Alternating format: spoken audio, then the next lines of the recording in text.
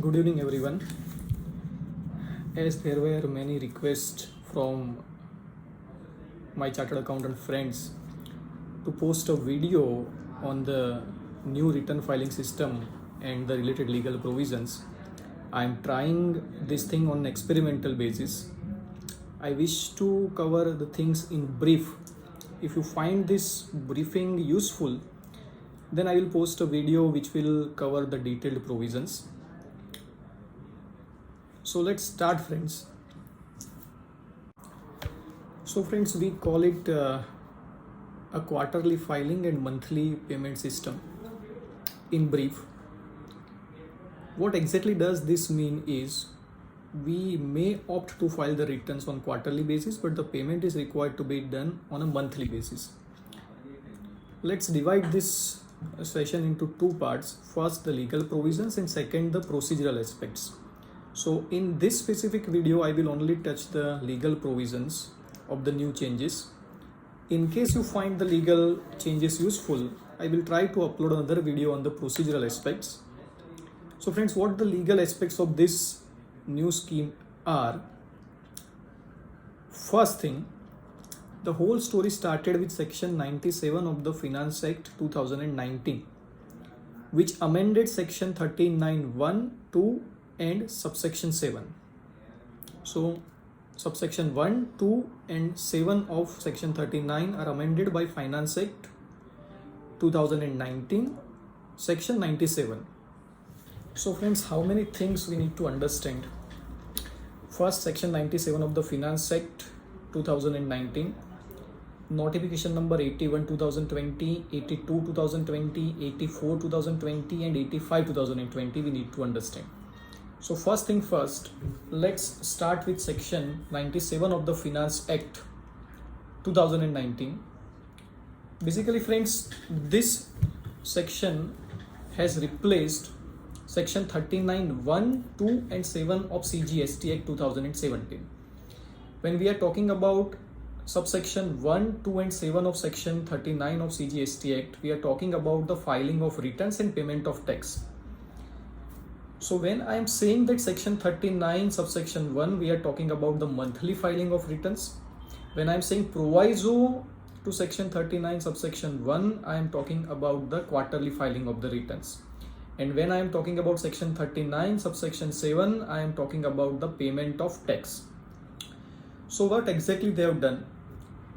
They are saying that the powers are given to government to notify the person who can opt for filing quarterly returns. Now, by exercising these powers, notification number 84 2020 issued, which prescribe a person who can opt for quarterly filing. On your screen, you can verify this 84 2020.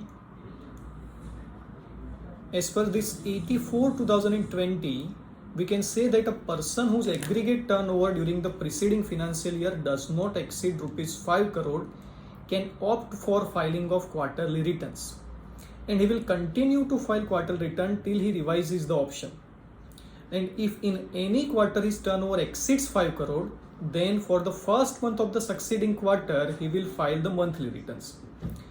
So if your aggregate turnover during the preceding financial year does not exceed 5 crore rupees, you are eligible to opt for quarterly filing of the returns. Here friends, along with 84 2020, we need to also understand 82 2020 notification, which has substituted certain important rules. Rule number 59, rule number 60, rule number 61 are substituted, and a new rule 61 capital A has been inserted. Now, what is the basic difference between quarterly filing of returns and monthly filing of returns? In case of quarterly filing of returns, you are required to file your GSTR 1 and 3B quarterly, but you can furnish your details of the outward supplies under rule number 59 in the invoice furnishing facility. Now, what does this invoice furnishing facility exactly mean?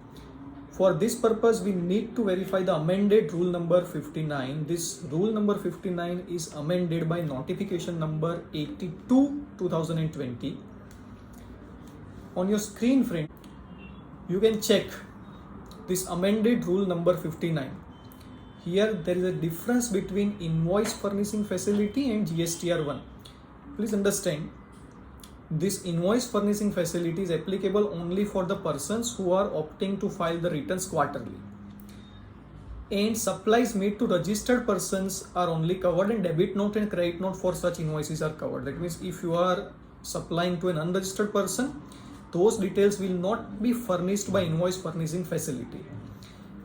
Another very important thing is, it is applicable only for the first and second month of a quarter. That means you are opting for a quarterly filing, to you invoice furnishing facility is applicable. But this invoice furnishing facility will be used only for first and second month of a quarter. That means the details you will furnish in invoice furnishing facility for first and second month of a quarter. For the third month, you will furnish the details in the normal form GSTR1. Another thing is, there is a limitation on up to how much amount you can furnish the outward supplies details in invoice furnishing facility. They are saying that you can furnish the details up to cumulative value of rupees 50 lakhs per month.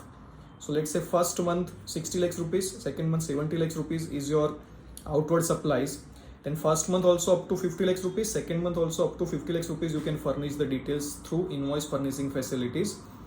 Another things, or the beyond that amount, you are required to furnish the things by GSTR1. One more very important thing, this invoice furnishing facility is available from first day of the succeeding month till 13th of the month.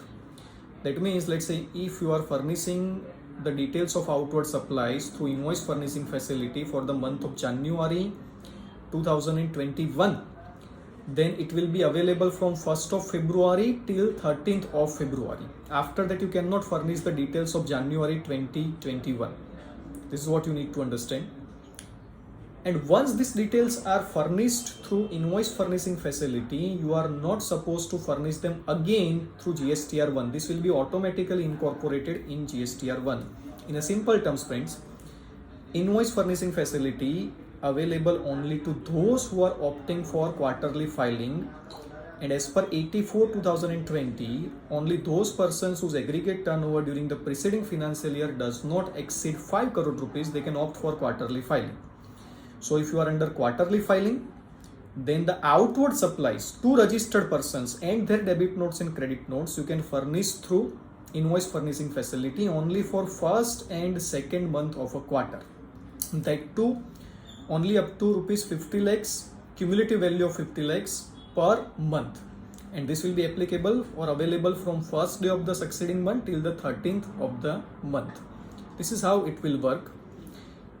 Let's say GSTR1, they are saying that if you are a monthly filer, you need to file it GSTR1 monthly only. There is no availability of invoice furnishing facility.